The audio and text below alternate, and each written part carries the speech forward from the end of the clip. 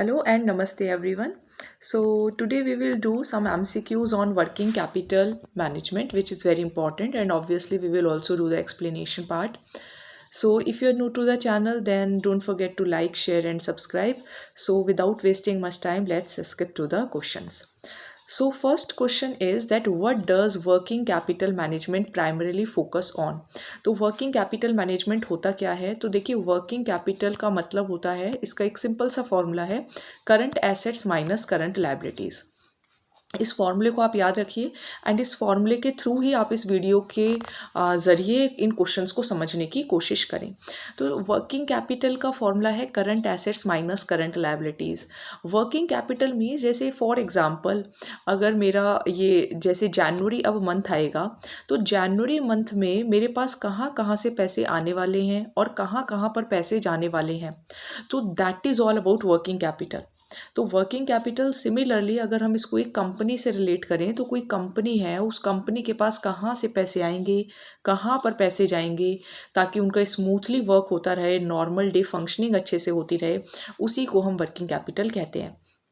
सो यहाँ पर भी वर्किंग कैपिटल का मेन मतलब क्या है? तो वर्किंग कैपिटल का जो मेजरली मतलब है वो यही है कि क्या अगर मान लीजिए मुझे जनवरी में 50,000 रुपीज़ की ज़रूरत है, तो क्या मेरे पास वो अवेलेबल हो पाएंगे या नहीं, मीन्स शॉर्ट टर्म फाइनेंसिंग हो पाएगी या नहीं। Long term investment is not working capital management. Fixed assets यानी कि जो फिक्स्ड हो गए, dividend policy is not working capital management. Working capital management means कि अपने करंट एसेट्स और करंट लायबिलिटीज़ को मैनेज करना, ताकि आपके जो डे टू डे ऑपरेशंस हैं वो स्मूथली वर्क कर सकें। So the correct answer is B, that is short term financing. Next question number 2, that which of the following is a component of working capital. तो अभी मैंने आपको बताया formula that working capital equals to current assets minus current liabilities. So plant and machinery is fixed asset, so obviously it is not the answer. Then goodwill is also not a current asset, it is an intangible asset. Accounts receivable is current assets. Accounts receivable means basically the bills receivables, or it can also include the debtors parts. Debentures are fixed liabilities. So the correct answer is accounts receivable. Accounts receivable is a current asset and it is a part of working capital, because accounts receivable is current asset. So working capital formula is current assets minus current liabilities. Next, question number third. Question number third, they are asking for the net working capital. See, there are two formulas. One is gross working capital and the another one is net working capital. But the formula which I have told you is the net working capital, that is current assets minus current liabilities. So B is the answer. Direct हमको answer given है. So B, current assets minus current liabilities means इससे आपकी liquidity पता चलती है, क्योंकि current assets means जहाँ जहाँ से पैसे आने वाले हैं and current liabilities मतलब कहाँ कहाँ पर पैसे जाने वाले हैं। तो इन दोनों का जो डिफरेंस होता है उसी को हम नेट वर्किंग कैपिटल कहते हैं।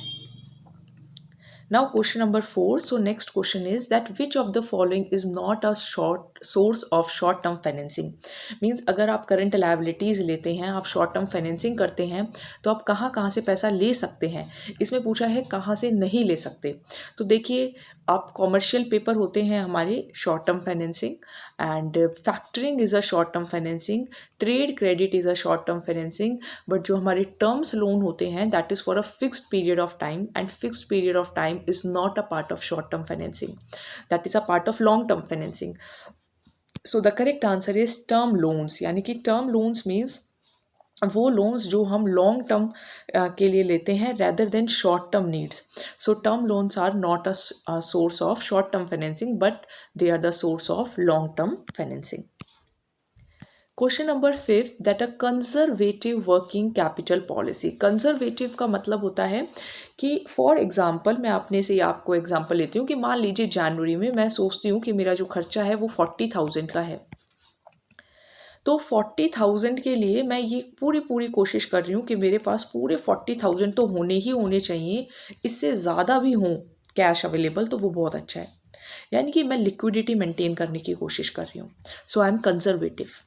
सो कंजर्वेटिव का मतलब होता है कि मैं अपने पास अगर मुझे 40,000 का खर्चा है तो मैं 40,000 की अवेलेबिलिटी करके बैठी हूँ, that is conservative working capital. So high risk high return is not a conservative part. Yes, maintaining high level of liquidity is a part of conservative working capital. Conservative working policy prioritises liquidity to minimise risk. मतलब अगर 40,000 का खर्चा आने वाला है तो मुझे ये रिस्क नहीं होना चाहिए कि मैं वो पैसे अरेंज कर पाऊंगी या फिर नहीं. मैंने ऑलरेडी इतना मीन्स तरीके अपना लिए हैं या मैंने इतना अरेंजमेंट कर लिया है कि मेरे पास कोई भी रिस्क नहीं होगा. सो that is maintaining the high level of liquidity. Operating cycle का देखिए सिंपल सा मतलब होता है कि फॉर एग्जांपल आज मैंने कोई एक प्रोडक्ट बनाया ए, और इस प्रोडक्ट को बनाने से लेके इसमें से जो मुझे कैश रिसीव होगा, दैट इज ऑपरेटिंग साइकिल. तो ऑपरेटिंग साइकिल का मतलब ये भी हो सकता है, ऑपरेटिंग साइकिल का मतलब कि वो प्रोडक्ट जो है वो कितना मतलब ये जो प्रोडक्ट जो मैंने बनाया है ए, इसके रॉ मटेरियल से लेने तक इसके कैश रियलाइजेशन तक जो टाइम पीरियड है, that is working operating cycle.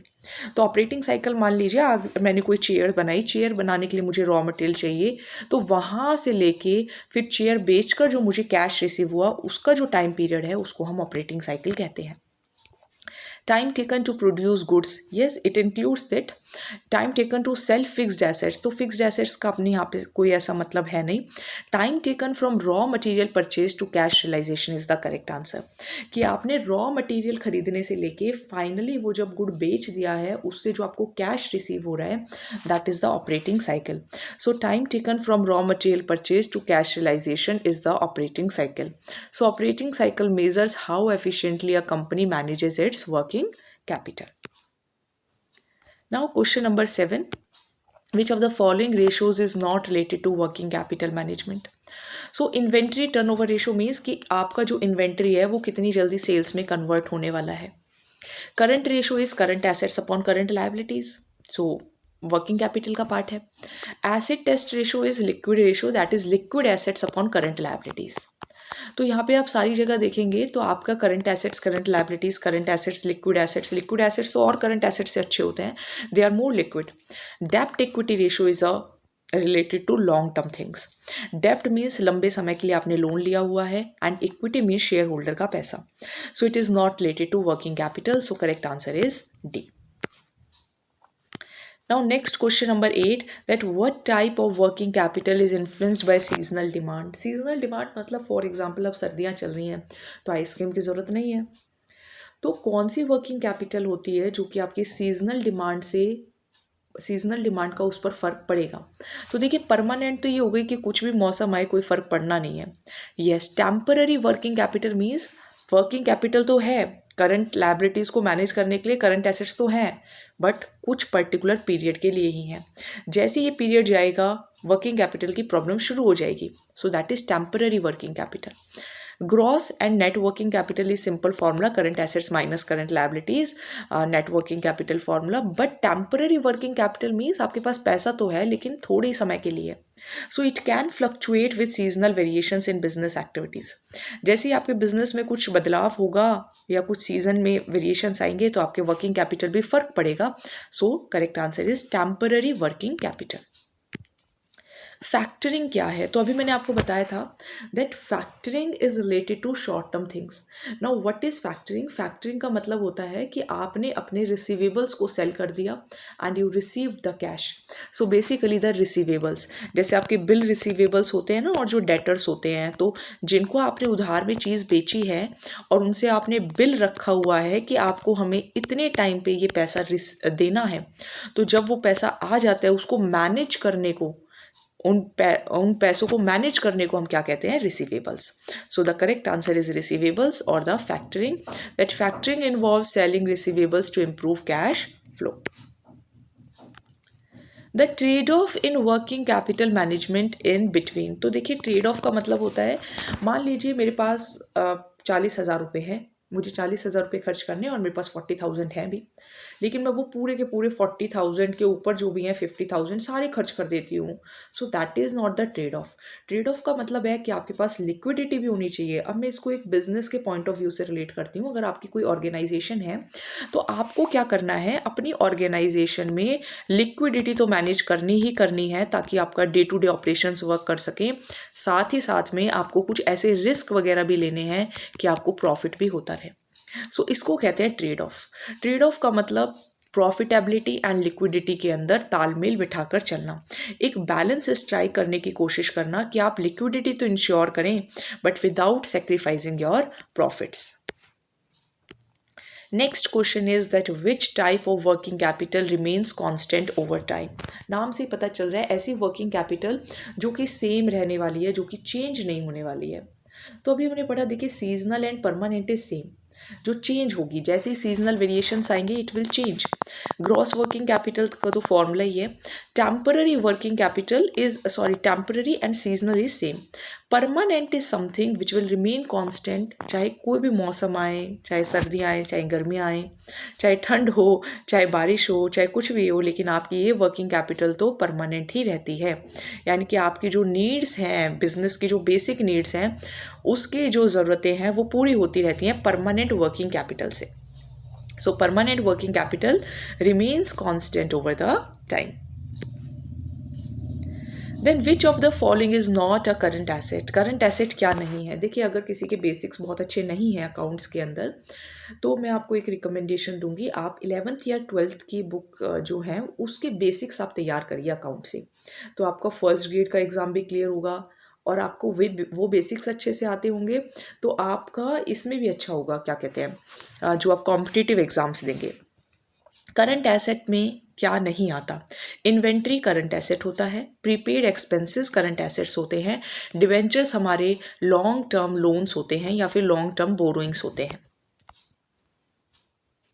ठीक है, मार्केटेबल सिक्योरिटीज़ भी आपके करंट एसेट्स होते हैं, इनकी वो सिक्योरिटीज जिन्हें आप बेच के कभी भी पैसा रिकवर कर सकते हैं। But debentures are the long term liability, not a current assets. So C is the answer.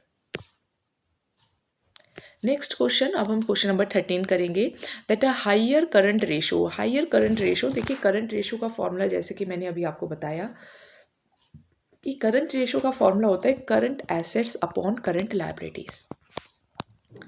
अब इसका डिफरेंस क्या होता है? Working capital. तो करंट एसेट्स और करंट लायबिलिटीज ये दर्शाता है कि आपके पास आपकी लिक्विडिटी पोजीशन कैसी है, कितने आपके पास एसेट्स हैं, कितनी आपके पास लायबिलिटीज़ हैं, कहाँ से पैसा आने वाला है, कहाँ पैसा जाने वाला है। सो it indicates your strong liquidity position. अगर आपके पास एक अच्छा करंट रेशो है, इसका मतलब आपने अच्छा रेशो बैठाया हुआ है। While the ideal one is 2:1। कि आपके पास करंट एसेट जो होते चाहिए वो दुगुने होने चाहिए करंट लायबिलिटीज़ के कंपैरिजन में। तो अच्छा, अगर ये हाई है, इसका मतलब ये है कि आप बिल्कुल अपनी लायबिलिटीज़ को कंप्लीट कर पाएंगे, पे कर पाएंगे। So high current ratios shows firm's ability to meet short term obligations. What is a low inventory turnover ratio? तो देखिए, इन्वेंट्री टर्नओवर रेशो मीन्स कि आप अपनी इन्वेंट्री को कितनी जल्दी कैश में कन्वर्ट कर पा रहे हैं। सो अगर लो है, इसका मतलब आप कैश में नहीं कन्वर्ट कर पा रहे हैं, इसका मतलब लिक्विडिटी अच्छी नहीं है ना। तो यहाँ पे ऑप्शंस है एफिशिएंट। एफिशिएंट तो है ही नहीं ना। If you are not able to convert your inventory into sales, then how it can be efficient? So obviously A is wrong. Inefficient inventory management, yes, आपने जो इन्वेंट्री का मैनेजमेंट किया हुआ है वो इनएफिशिएंट है कि आप अपनी इन्वेंट्रीज को सेल्स में कन्वर्ट नहीं कर पा रहे हैं, आप अपने करंट एसेट्स को रियलाइज नहीं कर पा रहे हैं। So it indicates the inefficient working management. There is no high sales. High sales होता तो आपका इन्वेंट्री टर्नओवर रेशियो अच्छा ही होता। Low production cost, it has no link with the production cost. So it indicates the inefficient inventory management. अगर आपका turnover लो है, इसका मतलब आपकी इन्वेंट्री धीरे धीरे मूव हो रही है, सेल नहीं हो रही हैं, यानी कि इनएफिशिएंट है। Question number 15, just in time और JIT inventory management helps in reducing inventory cost, increasing holding cost, extending the operating cycle, या नन ऑफ द अबव। तो देखिए, just in time inventory management का मतलब क्या होता है कि आपकी इन्वेंट्री मतलब ऐसे सेल हो रही है, ठीक है, आपने इतने अच्छे से मैनेजमेंट किया हुआ है कि आप चुटकियाँ बजा रहे हो और आपकी इन्वेंट्री सेल हो पा रही है। So that is just in time inventory management की इन्वेंट्री आपके पास आई नहीं और सेल के लिए रेडी है। सो येस इट आपको आपकी इन्वेंट्री आई, मान लीजिए आपका कोई भी बिजनेस है, आपके पास कुछ चेयर्स आई और वो जल्दी से जल्दी सेल भी हो गई, that is just in time inventory management. यानी कि आपको उस इन्वेंट्री को स्टोर करने के लिए, उनकी रखवाली करने के लिए you don't need to incur extra cost. So yes it reduces the inventory cost. अगर आपका inventory management just in time inventory management बहुत अच्छा है तो आपको इन्वेंट्री कम मेंटेन करके रखना पड़ेगा और उससे आपकी होल्डिंग कॉस्ट, ऑपरेशनल कॉस्ट कम हो जाएंगी। So it reduces the inventory costs. Then question number 16, which of the following is a liquidity ratio. तो देखिए लिक्विडिटी रेशो का ही नाम होता है acid test ratio. Liquidity ratio is acid test ratio और एसिड टेस्ट रेशो का formula होता है liquid assets upon current liabilities. Class 12th का काउंटिंग रेशोज का चैप्टर है, उसके अंदर से आप कवर कर सकते हैं। तो लिक्विड रेशो का फॉर्मूला हमारा है एसिड टेस्ट रेशो, यानी कि लिक्विडिटी रेशो और acid test ratio evaluates a firm's ability to meet short term liabilities. तो करंट एसेट्स का करंट रेशो का फॉर्मूला होता है current assets upon current liabilities, लेकिन जब हम इस करंट एसेट्स में से भी और कुछ इंपॉर्टेंट लिक्विड एसेट्स निकाल लेते हैं तो वो फॉर्मूला हो जाता है लिक्विडिटी रेशो का, that is liquid assets upon current liabilities. Question number 17, the primary goal of working capital management is to, means I think ये क्वेश्चन तो शायद हमने पहले भी किया था बट इसका लैंग्वेज थोड़ा सा चेंज है कि वर्किंग कैपिटल को मैनेज करने का मेन एम क्या है। मेन एम यही है कि आपकी लिक्विडिटी बनी रहे, आपका जो डे टू डे ऑपरेशंस हैं वो स्मूथली वर्क कर सके। मैक्सिमाइज प्रॉफिट्स मैक्सिमाइज करना वर्किंग कैपिटल मैनेजमेंट का काम नहीं होता है।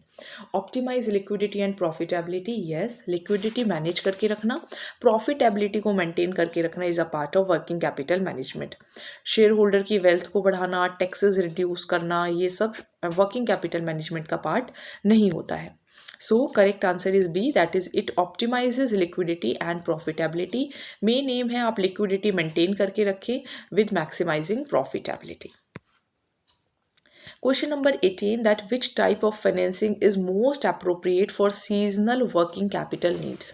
मीन्स अगर आपको कुछ समय के लिए पैसा चाहिए होता है, कुछ समय के लिए आपको वर्किंग कैपिटल चाहिए होता है, तो इसके लिए आपको कौन सी फाइनेंसिंग लेनी चाहिए। तो देखिए हमें पढ़ाई है that working capital required short term financing, है ना। आपको शॉर्ट टर्म फाइनेंसिंग लेनी चाहिए, करंट लायबिलिटीज़ पर फोकस करना चाहिए। So long term loans is not important for seasonal working capital needs. Equity capital is for long term, retained earnings is for long term, short term loans is to meet your working capital needs. So the correct answer is short term loans. Short term financing is ideal for meeting seasonal working capital requirements.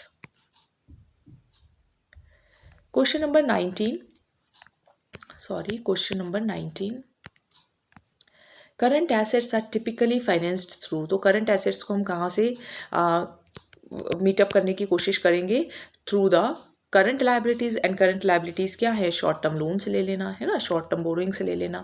So long term debts is not, आप लंबे समय के लिए loan ले रहे हो अपनी current assets को कंप्लीट करने के लिए, so very foolish decision. Short term sources are the reasons through which we can finance our current assets. Equity shares, fix deposits, long term, these all are related to long term. Short term is related to current assets and current liabilities. Question number 20, an aggressive working capital policy.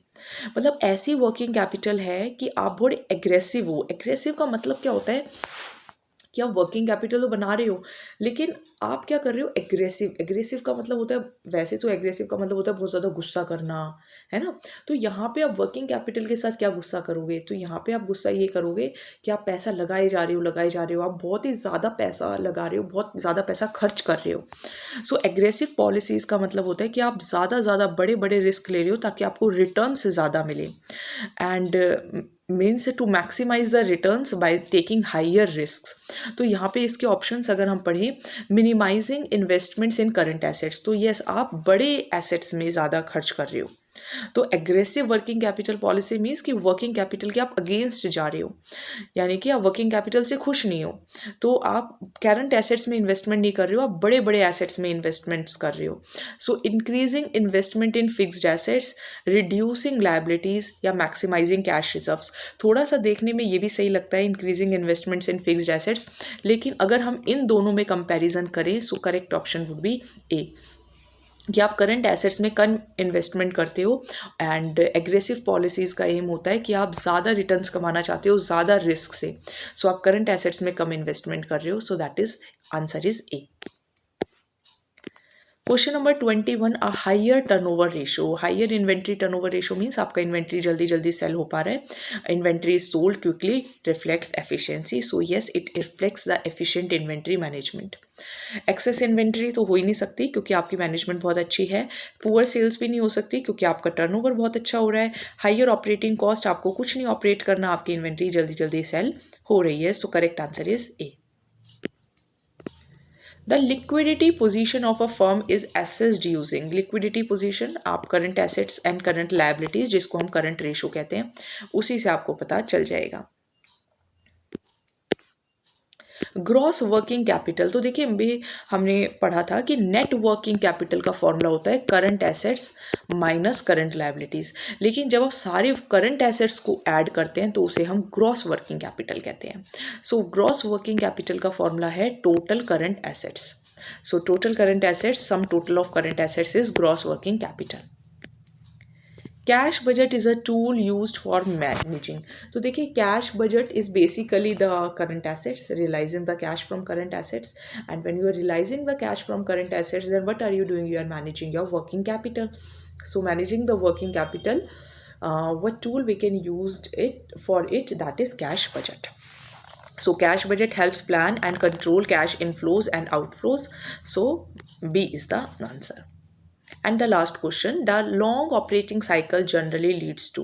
देखिए अगर long operating cycle है means आपने raw material आज खरीदा, फिर आपने कोई product बनाया और फिर आप कैश रिसीव करेंगे, तो अगर ये बहुत लंबी अवधि के लिए है तो इसका मतलब इस लंबे समय के लिए, क्योंकि आपको पैसा बहुत दिनों बाद आने वाला है ये प्रोडक्ट सेल करके, तो इतने समय के लिए आपको कुछ पैसों की तो ज़रूरत पड़ेगी ना, तो आपको ज़्यादा वर्किंग कैपिटल अरेंज करके रखना पड़ेगा।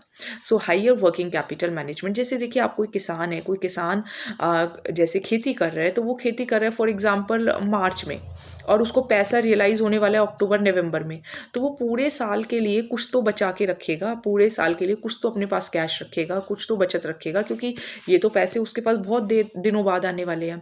तो यहाँ जो वो पैसों का मैनेजमेंट करेगा that is higher working capital management is needed.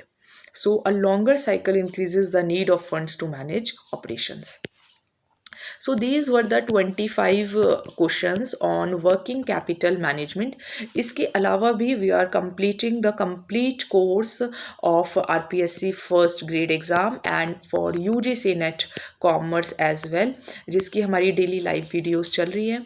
सो अगर आप चाहें तो वो भी ज्वाइन कर सकते हैं, एंड फ्री वीडियोस तो आपको चैनल पर अवेलेबल हैं ही, इसके थ्रू भी आप बहुत कुछ अचीव कर सकते हैं। Okay, so thank you so much and please don't forget to like share and subscribe. RPSC GK का भी अपना जो वीडियोस हैं वो यूट्यूब पर भी चल रहे हैं, एंड इसका भी ऑनलाइन कोर्स चल रहा है with MCQs। If you want to join that, so it is available at a very minimal cost, so you can join it, and don't forget to like, share and subscribe. So thank you.